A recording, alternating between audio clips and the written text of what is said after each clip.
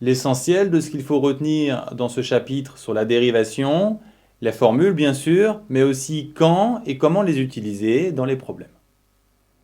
On a d'abord vu que la dérivée en un point, c'est la pente de la courbe ou plus précisément la pente de la tangente à la courbe qu'on peut calculer grâce au taux d'accroissement en x ou au taux d'accroissement en h que l'on passe à la limite et qui nous permettent de calculer concrètement la tangente en A.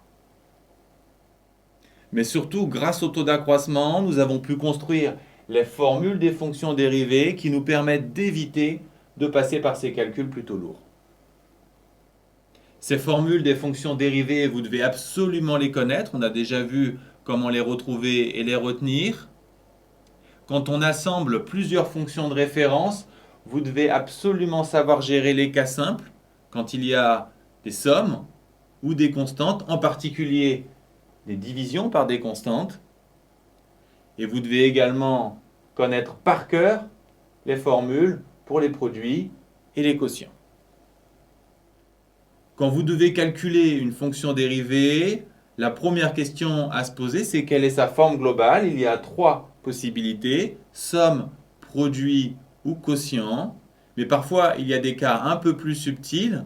Quand il y a une somme, il faut souvent faire apparaître un produit ou un quotient. Une fois qu'on a la fonction dérivée, qu'en fait-on? La plupart du temps, on étudie son signe pour construire le tableau de variation de la fonction et de temps en temps, on se sert de la dérivée pour calculer une tangente. Pour finir, il est intéressant de retenir qu'il y a trois façons de calculer la dérivée en un point. La première et la plus courante, c'est calculer la fonction dérivée puis sa valeur en ce point.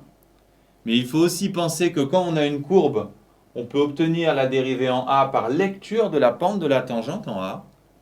Et enfin, dans certains cas, on peut revenir à la formule de début de leçon avec le taux d'accroissement.